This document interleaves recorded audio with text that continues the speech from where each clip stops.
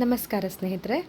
ಪ್ರಥಮ ವರ್ಷ BA ತರಗತಿಯ ಇಂಗ್ಲೀಷ್ ಚಾಪ್ಟರ್ನ ತುಂಬ ಇಂಪಾರ್ಟೆಂಟ್ ಆಗಿರೋ ಕ್ವಶನ್ಸ್ಗಳ ಬಗ್ಗೆ ನಾನಿವತ್ತು ಹೇಳ್ತಾ ಹೋಗ್ತೇನೆ. ಇವತ್ತು ನಾನು ಯಾವುದು ಕ್ವಶನ್ಗಳಿಗೂ ಆನ್ಸರ್ ಹೇಳಲ್ಲ, ಬಟ್ ಈ ಪಠ್ಯಭಾಗದಲ್ಲಿರುವ ಇಂಪಾರ್ಟೆಂಟ್ ಕ್ವಶನ್ಸ್ ನೀವು ಇದನ್ನು ಓದಲೇಬೇಕು ಮತ್ತು ಇದನ್ನು ಓದಿದರೆ ಖಂಡಿತ ಪಾಸ್ ಆಗ್ತೀರಾ. ಕೊನೆ ಕ್ಷಣದಲ್ಲಿ ತಯಾರಿ ಮಾಡೋರಿಗೆ ಲಾಸ್ಟ್ ಫ್ಯೂ ಡೇಸ್ ಇರುತ್ತೆ ಓದ್ಕೊಳ್ಳೋಕ್ಕೆ, ಏನು ಓದ್ಕೋಬೇಕು, ಯಾವುದು ಓದ್ಕೋಬೇಕು ಮತ್ತು ಇಂಗ್ಲೀಷ್ ಕಷ್ಟ ಅಂತ ಯಾರಿಗಿರುತ್ತೆ ಅವರಿಗೆ ಎಲ್ಲ ಚಾಪ್ಟರ್ನೂ ಓದ್ಕೊಳ್ಳೋಕ್ಕಾಗಲ್ಲ. ಹಾಗಾಗಿ ಪರ್ಟಿಕ್ಯುಲರ್ ಇದೇ ಚಾಪ್ಟರ್ ಓದಿದರೆ ಖಂಡಿತ ನೀವು ಪಾಸ್ ಆಗೇ ಆಗ್ತೀರಾ ಅನ್ನುವಂತಹ ಚಾಪ್ಟರ್ಗಳ ಬಗ್ಗೆ ಮಾತ್ರ ನಾನು ಇವತ್ತು ಹೇಳ್ಕೊಡ್ತೇನೆ, ಯಾವುದೆಲ್ಲ ತುಂಬ ಇಂಪಾರ್ಟೆಂಟ್ ಇದೆ ಅಂತ. ಯಾಕಂದರೆ ಕಂಟಿನ್ಯೂ ಲಾಸ್ಟ್ ಒಂದು ರೀಸೆಂಟ್ ವರ್ಷಗಳಲ್ಲಿ ಬಂದಿರೋ ಎಲ್ಲ ಕ್ವಶನ್ ಪೇಪರ್ಸ್ನ ನೋಡಿ ಅದರಲ್ಲಿ ಯಾವುದು ಇಂಪಾರ್ಟೆಂಟ್ ಆಗಿ ಬರ್ತಾ ಇದೆ, ಯಾವ ಕ್ವಶನ್ ಪದೇ ಪದೇ ಕೇಳ್ತಾ ಇದ್ದಾರೆ, ರಿಪೀಟೆಡ್ ಆಗಿ ಕೇಳ್ತಿದ್ದಾರೆ, ಆ ಕ್ವಶನ್ಸನ್ನು ಮಾತ್ರ ನಾನು ಇವತ್ತು ತಗೊಂಡು ಆ ಚಾಪ್ಟರ್ ಬಗ್ಗೆ ಮಾತ್ರ ಹೇಳ್ತೀನಿ. ಹಾಗಾಗಿ ನೀವು ಈ ವಿಡಿಯೋನ ತಪ್ಪದೇ ಫುಲ್ ಕಂಟಿನ್ಯೂ ಆಗಿ ನೋಡಬೇಕು. ಹಾಗೆ ನಿಮಗೆ ಇದು ಯಾವುದಾದ್ರೂ ಚಾಪ್ಟರಲ್ಲಿ ಇಂಪಾರ್ಟೆಂಟ್, ನಿಮಗೆ ಅದನ್ನು ಈಸಿಯಾಗಿ ಅರ್ಥ ಮಾಡ್ಕೊಳ್ಳೋಕ್ಕೆ ಯಾವುದಾದ್ರೂ ಬೇಕಂದರೆ ಅದು ಯಾವ ಚಾಪ್ಟರ್ ಅಂತ ನನಗೆ ಹೇಳಿದರೆ ನಾನು ಕಮೆಂಟ್ ಮಾಡಿ, ನಾನು ಆ ಚಾಪ್ಟರ್ ಬಗ್ಗೆ ನಿಮಗೆ ಕ್ಲಾಸ್ ತೊಗೊಳ್ತೇನೆ ಮುಂದಿನ ದಿನಗಳಲ್ಲಿ. ಹಾಗಾದರೆ ಯಾವುದ್ಯಾವುದು ಇಂಪಾರ್ಟೆಂಟ್ ಕ್ವಶನ್ಸ್ ಇದೆ ಅಂತ ನೋಡೋಣ. ನಮ್ಮದು ಇಂಗ್ಲೀಷ್ ಕ್ವಶನ್ ಬುಕ್ಸಲ್ಲಿ 4 ಭಾಗಗಳಾಗಿ ಮಾಡಿದ್ದಾರೆ. ಒಂದು ಪೋಯಟ್ರಿ ಅಂದರೆ ಒಂದು ಕವನಗಳ ಬಗ್ಗೆ ಬರೆದು ಅದರ ಬಗ್ಗೆ ಸಂದರ್ಭ ಸಹಿತ ವಿವರಿಸಿ, ಇಲ್ಲಾಂದರೆ ಒಂದು ಪ್ಯಾರಾಗ್ರಾಫ್ ಕೊಟ್ಟು ಅದನ್ನು ನೀವು ಎಕ್ಸ್ಪ್ಲೇನ್ ಮಾಡಿ, ಯಾವ ಸಂದರ್ಭದಲ್ಲಿ ಬಂದಿದೆ ಅಥವಾ ಅದ್ರ ಬಗ್ಗೆ ಎಕ್ಸ್ಪ್ಲೇನ್ ಮಾಡಿ ಅಂತ ಒಂದು ಬರುತ್ತೆ. ಇಲ್ಲಿ ಮತ್ತು ನಾಟಕಗಳಿದೆ, ಹಾಗೆ ಗ್ರಾಮರ್ಗಳು ಇದೆ. ಸೊ ಇದರಲ್ಲಿ ತುಂಬ ಇಂಪಾರ್ಟೆಂಟ್ ಆಗಿರೋದು ಪಾರ್ಟ್ 1 ನೋಡೋದಾದರೆ, ಭಾಗದಲ್ಲಿ ನೋಡೋದಾದರೆ ಪ್ರತಿ ವರ್ಷವೂ ಬಂದಿರುವಂಥದ್ದು, ನೀವು ಓದಲೇಬೇಕು. ಇದು not marble not the guided monuments ಅಂತ ಇದು ಬರುತ್ತೆ. ಇದು 5 to 10 ಮಾರ್ಕ್ಸಿಗೆ ಖಂಡಿತ ಬರುತ್ತೆ. ವೆರಿ ವೆರಿ ಇಂಪಾರ್ಟೆಂಟ್ ಈ ಕ್ವಶನ್ಸ್ ಕೂಡ. ಹಾಗೆಯೇ ಮುಂದೆ ನೋಡೋದಾದರೆ ಸೆಲೆಕ್ಷನ್ಸ್ ಫ್ರಮ್ ಗ್ರೇ ಎಲಿಜಿ ಅಂತಿದೆಯಲ್ಲ, ಥಾಮಸ್ ಗ್ರೇ ಬರೆದಿರೋದು. ಇದು ಅಷ್ಟಾಗಿ ಕೇಳಲಿಲ್ಲ, ನಿಮಗೆ ಸಮಯ ಇದ್ದರೆ ನೀವು ಈ ಚಾಪ್ಟರನ್ನು ಓದ್ಕೋಬೋದು. ಆದರೆ ಎಲ್ಲ ಓಲ್ಡ್ ಕ್ವಶನ್ಸ್ ಪೇಪರ್ನ ತಿರುಗಿ ಹಾಕಿ ನೋಡಿದಾಗ ಈ ಪಾಠ್ಯಭಾಗದಲ್ಲಿ ಸ್ವಲ್ಪ ಕೇಳಿರೋದು ಕಡಿಮೆ ಇದೆ. ಹಾಗಾಗಿ ನೀವು ಇದನ್ನು ಸ್ಕಿಪ್ ಮಾಡ್ಬೋದು. ಇನ್ ಕೇಸ್ ನಿಮಗೆ ಟೈಮ್ ಇಲ್ಲ ಓದೋಕ್ಕೆ ಅಂತಿದ್ರೆ ನೀವು ಸ್ಕಿಪ್ ಮಾಡ್ಬೋದು. ಇಲ್ಲ ನಾವು ಓದ್ತೀವಿ, ಟೈಮ್ ಇದೆ ಅಂದರೆ ನೀವು ಇದು ಓದ್ಕೋಬೋದು. ಓದಬೇಡಿ ಅಂತ ನಾನು ಇಲ್ಲಿ ಹೇಳ್ತಾ ಇಲ್ಲ, ಬಟ್ ಇಲ್ಲಿ ಯಾವುದು ಓದ್ಕೊಂಡ್ರೆ ನಿಮ್ಗೆ ಈಸಿ ಆಗುತ್ತೆ ಎಕ್ಸಾಮ್ಗೆ. ಜಾಸ್ತಿ ದಿನ ನಿಮಗಿಲ್ಲ ಓದೋಕ್ಕೆ ಅಂತ ಇದ್ದರೆ ಆ ಒಂದು ಉದ್ದೇಶದ ಮೇರೆಗೆ ನಾನು ಇದನ್ನು ಸ್ಕಿಪ್ ಮಾಡಬಹುದು ಅಂತ ಸಜೆಷನ್ ಕೊಡ್ತಾ ಇದ್ದೀನಿ ಅಷ್ಟೇ. ಹಾಗೆ ಇನ್ನೊಂದು ಚಾಪ್ಟರ್ ಇದೆ, ಈ ಚಾಪ್ಟರನ್ನು ನೀವು ಓದಿದರೆ ಖಂಡಿತ ನೀವು 5 to 10 ಮಾರ್ಕ್ಸ್ ಅಂತೂ ಖಂಡಿತ ತೆಗ್ದಿದ್ದೀರಾ. ಈ ಚಾಪ್ಟರನ್ನು ನೀವು ಓದ್ಕೋಬೇಕು. ಅದು ಯಾವುದಂದರೆ ದ ಡ್ಯಾಫೋಡಿಲ್ಸ್. ಇದು ನಿಮಗೆ ಪ್ರತಿ ವರ್ಷ ಈ ಪಠ್ಯಭಾಗದಿಂದ ಕ್ವಶನ್ಸ್ ಕೇಳ್ತಾರೆ. ಹಾಗಾಗಿ ನೀವು ಇದನ್ನು ಮಿಸ್ ಮಾಡಲೇಬೇಡಿ. ದ ಡ್ಯಾಫೋಡಿಲ್ಸ್, ಶೇಕ್ಸ್ಪಿಯರ್ ಬರೆದಿರುವಂತಹ ಡ್ಯಾಫೋಡಿಲ್ಸ್ ಅನ್ನೋ ಈ ಕವನವನ್ನು ಪ್ರತಿ ವರ್ಷವೂ ಕೇಳ್ತಾರೆ. William Wordsworth ಬರೆದಿರುವಂಥದ್ದು. ಸಾರಿ ಸ್ನೇಹಿತರೆ. ಸೊ ಈ ಕ್ವಶನನ್ನು, ಈ ಪಠ್ಯಭಾಗನ ನೀವು ಓದ್ಕೊಳ್ಳೇಬೇಕು. ಈ ಪಠ್ಯಭಾಗದ ಸಾರಾಂಶವನ್ನು ನಾನು ಕನ್ನಡದಲ್ಲಿ ಹೇಳ್ತೇನೆ. ಸೊ ಕನ್ನಡದಲ್ಲಿ ಹೇಳಿದಾಗ ನಿಮಗೆ ಗೊತ್ತಿರುವಂಥ ಇಂಗ್ಲೀಷಲ್ಲಿ ಸ್ವಲ್ಪ ನೀವು ಅದನ್ನು ಫಸ್ಟ್ ನೀವು ಆ ಡ್ಯಾಫೋಡಿಲ್ಸ್ ಅಂದರೆ ಏನು, ಆ ಚಾಪ್ಟರ್ ಏನು ಅಂತ ಅರ್ಥ ಮಾಡಿಕೊಂಡು ಕನ್ನಡದಲ್ಲಿ ಅರ್ಥ ಮಾಡ್ಕೊಳ್ಳಿ ಸಾರಾಂಶವನ್ನು ಫುಲ್ ಇದರದ್ದು. ಹಾಗೆ ಕಲ್ತ್ಕೊಂಡ ನಂತರ, ಅರ್ಥ ಮಾಡಿಕೊಂಡ ನಂತರ ಜಸ್ಟ್ ನೀವು ಸಮ್ಮರಿಯನ್ನು ಒಂದು 4 ಸಲ ಓದ್ಕೊಂಡ್ರೆ ನಿಮಗೆ ಅರ್ಥ ಆಗುತ್ತೆ. ಸ್ಟೋರಿ ಏನಿದೆ ಇದು. ಓಕೆ, ನಿಮಗೆ ಗೊತ್ತಿರುವಂತಹ ಇಂಗ್ಲೀಷಲ್ಲೇ ನೀವು ಅದನ್ನು ಎಕ್ಸ್ಪ್ಲೇನ್ ಮಾಡ್ಬೋದು. ನಿಮ್ಮ ಓನ್ ಲ್ಯಾಂಗ್ವೇಜಲ್ಲಿ, ಇಂಗ್ಲೀಷಲ್ಲೇ ನಿಮಗೆ ಅರ್ಥವಾದ ಭಾಷೆಯಲ್ಲಿ ನೀವು ಅದನ್ನು ಎಕ್ಸ್ಪ್ಲೇನ್ ಮಾಡ್ತಾ ಹೋಗ್ಬೋದು. ನಾನು ಇದಕ್ಕೂ ಒಂದು ಡ್ಯಾಫೋಡಿಲ್ಸ್ ಬಗ್ಗೆ, ಯಾಕಂದರೆ ತುಂಬ ಇಂಪಾರ್ಟೆಂಟ್ ಕ್ವಶನ್ ಆಗಿರೋದ್ರಿಂದ ನಾನು ಇದು ಚಾಪ್ಟರ್ನ ಸದ್ಯದಲ್ಲೇ ಕ್ಲಾಸ್ ತೊಗೊಳ್ತಾ ಇದ್ದೀನಿ. ಹಾಗೆಯೇ ಅಪಾನ್ ವೆಸ್ಟ್ ಮಿನಿಸ್ಟರ್ ಬ್ರಿಡ್ಜ್, ಇದು ಕೂಡ ಇಂಪಾರ್ಟೆಂಟ್. ಇದನ್ನು ಸ್ಕಿಪ್ ಮಾಡಿ ಅಂತ ಹೇಳಲ್ಲ, ಯಾಕಂದರೆ ಇದರಿಂದ ಹೋದ ವರ್ಷ ಬಂದಿದೆ ಅಪಾನ್ ವೆಸ್ಟ್ ಮಿನಿಸ್ಟರ್ ಬ್ರಿಡ್ಜ್ ಅಂತ. ಇದು 5 or 10 ಮಾರ್ಕ್ಸ್ಗೇನೋ ಲಾಸ್ಟ್ ಇಯರ್ 2024 ಕೂಡ ಬಂದಿದೆ. ಹಾಗಾಗಿ ಇದನ್ನು ನೀವು ಮಿಸ್ ಮಾಡಬೇಡಿ, ಇದನ್ನು ಓದ್ಕೊಳ್ಳಿ. ಬಟ್ ಡ್ಯಾಫೋಡಿಲ್ಸ್ನ not marble and the guided monuments ಇದೆಯಲ್ಲ ಅದು. ಮತ್ತು ಇನ್ನೊಂದು ಚಾಪ್ಟರ್ ಹೇಳಬೇಕಂದ್ರೆ ಯುಲಿಸಸ್. ಇದಂತೂ ತುಂಬ ಇಂಪಾರ್ಟೆಂಟ್ ಕ್ವಶನ್, ಯಾಕಂದರೆ ಇದು 15 ಮಾರ್ಕ್ಸಿಗೆ ಮ್ಯಾಕ್ಸಿಮಮ್ ಕೊಡ್ತಾ ಇರುವಂಥದ್ದು ಯುಲಿಸಸ್. 10 to 15 ಮಾರ್ಕ್ಸ್. ಸೊ ನೀವು ಇದನ್ನು ಓದ್ಕೊಳ್ಳೇಬೇಕು. ಇದರಲ್ಲಿ ನಾನು ತುಂಬ ಇಂಪಾರ್ಟೆಂಟ್ ಅಂದರೆ ಡ್ಯಾಫೋಡಿಲ್ಸ್, ಯುಲಿಸಸ್, ಹಾಗೆ ಇದು ಗೈಡೆಡ್ ಮಾನ್ಯುಮೆಂಟ್ಸ್ ಇದೆಯಲ್ವಾ, ಅದೊಂದು ಚಾಪ್ಟರ್. ಇದು 3 ನೀವು ಪಾರ್ಟ್ 1ನಲ್ಲಿ ಓದ್ಕೊಳ್ಳೇಬೇಕು. ಕನ್ನಡದಲ್ಲಿ ನೀವು ಸಾರಾಂಶವನ್ನು ಡೀಟೇಲ್ ಆಗಿ ನೋಡ್ಕೊಳ್ಳಿ, ಯಾವ ಥರ ಇದೆ, ಕತೆ ಏನು, ಇದ್ರದ್ದು ವಿಷಯ ಏನಿದೆ ಈ ಪಠ್ಯಭಾಗದಲ್ಲಿ ಅನ್ನೋದನ್ನು ನೀವು ಸರಿಯಾಗಿ ನೆನ್ಪಿಟ್ಕೊಂಡ್ರೆ ಈಸಿಯಾಗಿ ಇದನ್ನು ನೀವು ಸ್ವಲ್ಪ ಮಾರ್ಕ್ಸನ್ನು ತೆಗೆದು ಪಾಸ್ ಆಗಲಿಕ್ಕಂತೂ ಈಸಿ ಆಗ್ತದೆ. ಹಾಗೆ ಪಾರ್ಟ್ 2ಗೆ ಬರೋದಾದರೆ ಆಫ್ ಸ್ಟಡೀಸ್ ಅಂತ ಬರುತ್ತೆ. ಫ್ರಾನ್ಸಿಸ್ ಬ್ಯಾಕೋನ್ ಅವರು ಬರೆದಿರುವಂತಹ ಆಫ್ ಸ್ಟಡೀಸ್ದಿಂದನೂ ಕೂಡ ಇಂಪಾರ್ಟೆಂಟ್ ಆಗಿರುತ್ತೆ. ಇದು ಕ್ವಶನ್ಸ್ ಕೂಡ ಪ್ರತಿ ವರ್ಷ ಬಂದೇ ಬರುತ್ತೆ. ಹಾಗೆ ಲೇಡೀಸ್ ಹೆಡ್ ಡ್ರೆಸ್ಸಸ್ ತುಂಬ ಈಸಿಯಾಗಿದೆ ಈ ಚಾಪ್ಟರ್ ಅರ್ಥ ಮಾಡ್ಕೊಳ್ಳಿಕ್ಕೆ. ಒಂದು ಹುಡುಗಿದು ಡ್ರೆಸ್ಸಿಂಗ್ ಟೇಬಲ್ ಬಗ್ಗೆನೇ ನೀಟಾಗಿ ಎಲ್ಲ ಬಂದಿರುವಂಥದ್ದು ತುಂಬ ಚೆನ್ನಾಗಿದೆ. ಕತೆ ಸ್ಟೋರಿ ಕೂಡ ತುಂಬ ಚೆನ್ನಾಗಿದೆ. ಸೊ ಇದು ನೀವು ಅರ್ಥ ಮಾಡ್ಕೊಂಡು ನಿಮ್ಮದೇ ವಾಕ್ಯದಲ್ಲಿ ಬರಿಬೋದು. ಆಫ್ ಸ್ಟಡೀಸ್ ಕೂಡ ತುಂಬ ಇಂಪಾರ್ಟೆಂಟ್ ಆಗಿದೆ. ಲೇಡೀಸ್ ಹೆಡ್ ಡ್ರೆಸ್ಸಸ್ ಕೂಡ ತುಂಬ ಇಂಪಾರ್ಟೆನ್ಸ್ ಆಗಿದೆ. ಹಾಗೆ ಮುಂದೆ ನೋಡೋದಾದರೆ ಇದಷ್ಟು ಇಂಪಾರ್ಟೆಂಟ್ ಆಗಿರಲ್ಲ, ವಿಚ್ ಇಸ್ ಲವರ್ಸ್ ಅಂತ. ದ ನೆಕ್ಲೆಸ್, ಇದನ್ನು ನೀವು ಓದ್ಕೋಬಹುದು. ಅಂದರೆ ಪ್ರತಿ ವರ್ಷ ಬಂದೇ ಬರುತ್ತೆ ಅಂತ ಹೇಳುವಂಥ ಕ್ವಶನ್ ಅಲ್ಲದಿದ್ದರೂ ಕೂಡ ಸ್ಕಿಪ್ ಮಾಡಿಬಿಟ್ಟು ಇಯರ್ ಬೈ ಇಯರ್ ಒಂದೊಂದು ಇಯರ್ ಸ್ಕಿಪ್ ಮಾಡಿಬಿಟ್ಟು ಕೇಳಿರುವಂಥ ಕ್ವಶನ್ಸ್ ಇದೆ. ಹಾಗಾಗಿ ನಿಮಗೆ ಸಮಯ ಇದೆ, ಈ ಚಾಪ್ಟರ್ ಕೂಡ ಓದ್ಕೋಬಹುದು. ಮತ್ತು ಈ ಚಾಪ್ಟರ್ ಬಗ್ಗೆ ನಾನು ಇಷ್ಟರವರೆಗೆ ಕ್ವಶನ್ಸ್ ನೋಡಿಲ್ಲ. ನಿಮಗೆ ಸಮಯ ಇದ್ದರೆ ನೀವು ಕ್ವಶನ್ ಪೇಪರ್ ನಿಮಗೆಲ್ಲಾದರೂ ಸಿಕ್ಕಿದ್ದಿದ್ರೆ ಬಂದಿದೆ ಅಂತ ನಿಮಗೇನಾದರೂ ಅನಿಸಿದರೆ ಇದನ್ನು ನೀವು ಓದ್ಕೋಬೋದು, ನಿಮ್ಗೆ ಸಮಯ ಇದ್ದರೆ. ಹಾಗೆಯೇ ಇದು ಈ ಬ್ಲಾಕ್ 2 ಅಲ್ಲಿ ನೀವು ಬೇಕಾಗಿರೋದಂದರೆ ಒಂದು of studies, ladies head dresses, the necklace, ಇದಿಷ್ಟನ್ನು 3 ಚಾಪ್ಟರನ್ನು ನೀವು ಬಿಡಲೇಬೇಡಿ, ಓದ್ಕೊಳ್ಳೇಬೇಕು, ಖಂಡಿತ ಬರುತ್ತೆ. ಇನ್ನೊಂದು ಬ್ಲಾಕ್ 3ಗೆ ಹೋಗೋದಾದರೆ ಒಂದು ಚಾಪ್ಟರ್ ನೀವು ಮಿಸ್ ಮಾಡಲೇಬಾರ್ದು. ಅಂದರೆ ನಿಮಗೆ ತುಂಬ ಇಂಪಾರ್ಟೆಂಟ್ ಆಗಿರುವಂಥ, ಆ್ಯಕ್ಚುಲಿ ಈ ಚಾಪ್ಟರ್ ನನಗೆ ತುಂಬ ಇಷ್ಟವಾದ ಚಾಪ್ಟರ್ ಆಗಿದೆ. ಇದೊಂದು ಕತೆ, ದ ಗೈಡ್ ಅಂತ ಬ್ಲಾಕ್ 3ಅಲ್ಲಿ ಬರುತ್ತೆ. ಸೊ ಈ ಕ್ವಶನ್ಸ್, ಇದೊಂದು ಚಾಪ್ಟರ್ನ ನೀವು ಬಿಡಲೇಬೇಡಿ, ತುಂಬ ಚೆನ್ನಾಗಿದೆ. ಕತೆ ಒಂಥರ ಕೇಳೋದಕ್ಕೂ ತುಂಬ ಚೆನ್ನಾಗಿದೆ. ಹಾಗೆ ನಿಮಗೆ ಅರ್ಥ ಆಗುತ್ತೆ. ಇಂಗ್ಲೀಷಲ್ಲಿ ಕನ್ನಡದಲ್ಲಿ ಅರ್ಥ ಮಾಡ್ಕೊಂಡು ಇಂಗ್ಲೀಷಲ್ಲಿ ನಾನೇ ಬರಿತೀನಿ ಅಂತ ಹೇಳೋದಾದರೆ ನೀವು ಕನ್ನಡದಲ್ಲಿ ಸಾರಾಂಶವನ್ನು ಚೆನ್ನಾಗಿ ತಿಳ್ಕೊಳ್ಳಿ ಸ್ನೇಹಿತರೆ. ನಂತರ ನಿಮ್ಮದೇ ವಾಕ್ಯದಲ್ಲಿ ಇದು ಬರೆದ್ರೆ ಇದು ಪ್ರತಿ ವರ್ಷ ಬರುವಂತಹ very very important questions. So ನೀವು ಬ್ಲಾಕ್ 3ಅಲ್ಲಿರೋದು ಒಂದೇ ಒಂದು ಚಾಪ್ಟರ್, ಅದು ಕತೆ, ಅದು ದ ಗೈಡ್ ಅಂತ, R.K. ನಾರಾಯಣ ಅವರು ಬರೆದಂಥ ಗೈಡ್.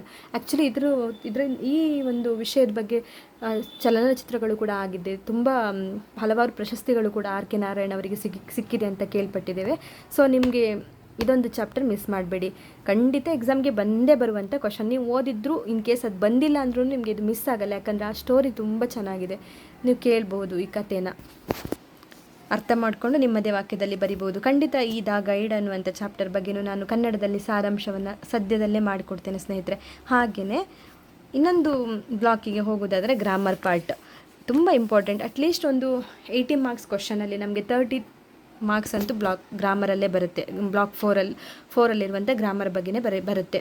ಸೊ ಇದರಲ್ಲಿ ಅದೇ ಬರುತ್ತೆ ಇದೇ ಬರುತ್ತೆ ಅಂತ ಹೇಳೋಕ್ಕಾಗಲ್ಲ. ಎಲ್ಲ ಪಾರ್ಟಿಂದನೂ 4 ಮಾರ್ಕ್ಸಿಗೆ ಒಂದೊಂದು ಕೊಟ್ಟರೆ 10 ಮಾರ್ಕ್ಸಿಗೆ ಒಂದು ಕೊಟ್ಟಿರ್ತಾರೆ. ಸೊ ಇದೆಲ್ಲನೂ ನೀವು ಓದ್ಕೋಬೇಕು. ಬಟ್ ನೀವು ಇದು ಏನಂತ ನಮಗೆ ಕನ್ನಡ ಮಾಧ್ಯಮದಲ್ಲಿ ಓದಿದವರಿಗೆಲ್ಲ ಇದು ಕೆಲವೊಂದು ವರ್ಡ್ ನೋಡಿದಾಗೆಲ್ಲ ಏನಂತಲೇ ಗೊತ್ತಾಗಲ್ಲ, ಇದೇನಿದು ಅಂತ ಅನಿಸ್ಬಿಡುತ್ತೆ. ಹಾಗಾಗಿ ನಾನು ಆ್ಯಕ್ಚುಲಿ ಗ್ರಾಮರನ್ನೇ ಒಂದು ಕ್ಲಾಸ್ ತೊಗೊಳ್ಳುವಂತ ಮಾಡಿದ್ದೇನೆ.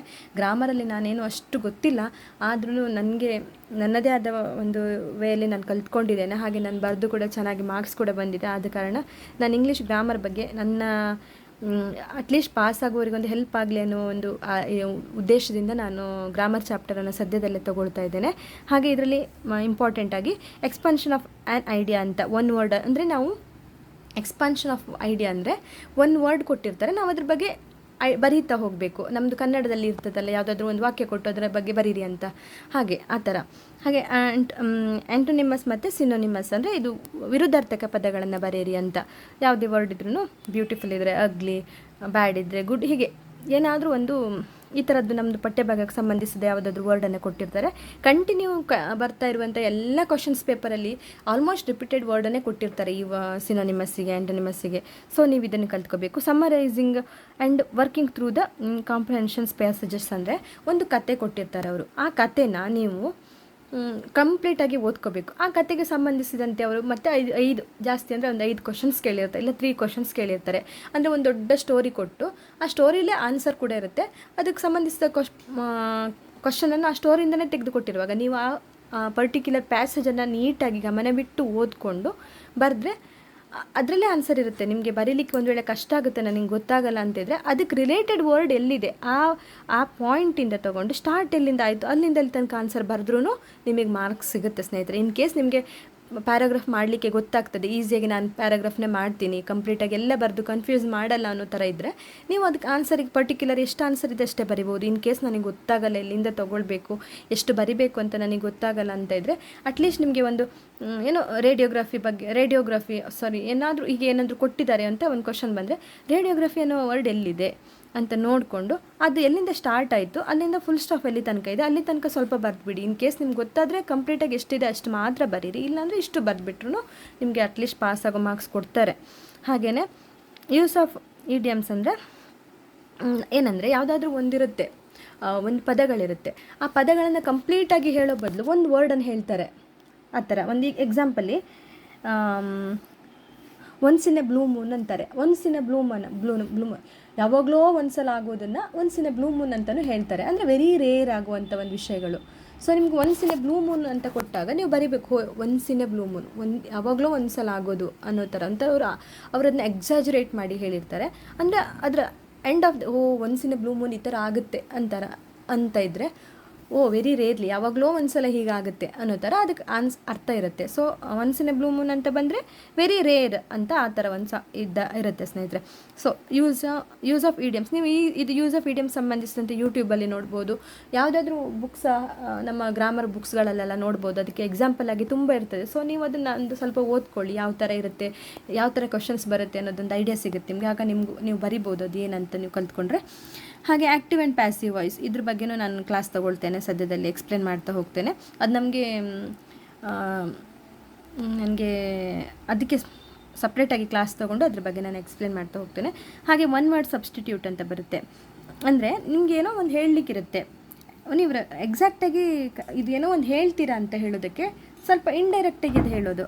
ಅಂದರೆ ಸಬ್ಸ್ಟಿಟ್ಯೂಟ್ ಅಂದರೆ hit the Nile on the head, ಅಂದರೆ ಎಕ್ಸಾಕ್ಟ್ಲಿ ರೈಟ್ ಥಿಂಗ್ನ ನೀವು ಹೇಳ್ತಿದ್ದೀರ ಅಂತ ಹೇಳೋ ಬದಲು hit the Nile on the head ಅಂತ ಅದನ್ನೊಂದು ಎಕ್ಸಾಜುರೇಟ್ ಮಾಡಿ ಹೇಳೋದು. ಒನ್ ವರ್ಡ್ ಸಬ್ಸ್ಟಿಟ್ಯೂಟನ್ನ ಸ್ವಲ್ಪ ಡಿಫ್ರೆಂಟಾಗಿ ನಾನು ಇದಕ್ಕೆ ಸದ್ಯದಲ್ಲೇ ನಾನೊಂದು ಪೋಸ್ಟ್ ಹಾಕ್ತೀನಿ, ಇಲ್ಲಾಂದರೆ ಸಪ್ರೇಟಾಗಿ ಒನ್ ವರ್ಡ್ ಸಬ್ಸ್ಟಿಟ್ಯೂಟಿಗಿರುವಂಥ ಎಕ್ಸಾಂಪಲ್ಗಳನ್ನು ನಾನು ನಿಮಗೆ ಬರೆದು ಕೊಡ್ತೇನೆ. ಸೊ ನಿಮ್ಗೆ ಅದೊಂದು ಬರೆದು ನಾನೊಂದು ವೀಡಿಯೋ ಮಾಡಿ ಹಾಕ್ತೇನೆ. ಸೊ ನಿಮಗೆ ಅದು ಈಸಿ ಆಗ್ತದೆ ಕಲೀಲಿಕ್ಕೆ. ಹಾಗಾಗಿ ಗ್ರಾಮರಿಂದ ಕೆಲವೊಂದನ್ನು ನೀವು ಕ್ವಶನ್ಸಲ್ಲಿ ನಿಮಗೆ ತುಂಬ ಬ್ರೀಫಾಗಿ ಬರೀಲಿಕ್ಕೆ ಕಷ್ಟ ಆಗ್ತದೆ ಅಂತ ಇರುವವರು ಅಟ್ಲೀಸ್ಟ್ ಗ್ರಾಮರ್ ಪಾರ್ಟನ್ನು ಸ್ವಲ್ಪ ನೋಡಿಕೊಂಡ್ರೆ 30 ಮಾರ್ಕ್ಸ್ ಗ್ರಾಮರಲ್ಲೇ ಇದೆ. ಸೊ ಇದರಲ್ಲಿ ಒಂದು ಸ್ವಲ್ಪ ಮಾರ್ಕ್ಸ್ ನೀವು ತೆಗೆದು ನಿಮಗೆ ಎಕ್ಸಾಮ್ಗೆ ಈಸಿ ಆಗುತ್ತೆ ಸ್ನೇಹಿತರೆ. ಹಾಗಾಗಿ ನಾನು ಕಂಪ್ಲೀಟಾಗಿ ಇನ್ನೊಂದು ಸಲ ಹೇಳ್ತೇನೆ. ಅಂದರೆ ಯಾವುದೆಲ್ಲ ಚಾಪ್ಟರ್ ತುಂಬ ಇಂಪಾರ್ಟೆಂಟ್ ಅಂತಂದರೆ ಬ್ಲಾಕ್ 1ನಲ್ಲಿದ್ದ not marble not the guided movements, ಇದು ತುಂಬ ಇಂಪಾರ್ಟೆಂಟ್ ಆದ ಕ್ವಶನ್ಸ್ ಬಂದೇ ಬರುತ್ತೆ. ಆಮೇಲೆ ಇದು ಕೂಡ ಇಂಪಾರ್ಟೆಂಟ್ ಇದೆ, let me not to the marriage of the true minds ಅಂತ. ಇದು ಇಂಪಾರ್ಟೆಂಟ್ ಇದೆ, ಅಂದರೆ ಸ್ಕಿಪ್ ಮಾಡಿ ಅಂತ ನಾನು ಹೇಳಲ್ಲ. ನಿಮ್ಗೆ ಟೈಮ್ ಇದ್ದರೆ ನೀವು ಸೆಕೆಂಡ್ ಪೋಯಿಟ್ರಲ್ಲಿ ಇದು ಸೆಕೆಂಡ್ ಭಾಗವನ್ನು ಕೂಡ ಓದ್ಕೋಬಹುದು. ಹಾಗೆ ದ ಡೆಫೋಡಿಲ್ಸ್, ವೆಸ್ಟ್ ಮಿನಿಸ್ಟರ್ ಬ್ರಿಡ್ಜ್ ಮತ್ತು ಯೂಲಿಸಸ್, ಇದು ಎರಡು ಕೂಡ ಇದಿಷ್ಟು ಕೂಡ ಬ್ಲಾಕ್ 1ರಲ್ಲಿ ತುಂಬ ಇಂಪಾರ್ಟೆಂಟ್ ಆಗಿರುವಂಥ ಚಾಪ್ಟರ್. ಯೂಲಿಸಸ್, ಡೆಫೋಡಿಲ್ಸ್ ಮಾತ್ರ ನೀವು ಓದೋದು ಮಿಸ್ ಮಾಡಲೇಬೇಡಿ, ಯಾಕಂದರೆ ಖಂಡಿತ ಈ ಚಾಪ್ಟರಿಂದ ನಿಮಗೆ ಬಂದೇ ಬರುವಂಥದ್ದು. ಆ್ಯಕ್ಚುಲಿ ಸೆಕೆಂಡ್ ಪಾರ್ಟನ್ನು ನೋಡೋದಾದರೆ ಪ್ರೋಸ್ ಬರುತ್ತೆ.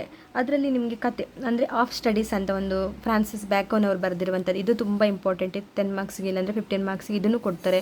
ಲೇಡೀಸ್ ಹೆಡ್ ಡ್ರೆಸ್ಸಸ್, ಇದು ಕೂಡ 5 to 10 ಮಾರ್ಕ್ಸಿಗೆ ಬಂದೇ ಬರುವಂಥದ್ದು. ನೆಕ್ಲೆಸ್ ನಿಮಗೆ ಟೈಮ್ ಇದ್ದರೆ ನೀವು ಓದ್ಕೋಬೋದು ಈ ಚಾಪ್ಟರನ್ನು.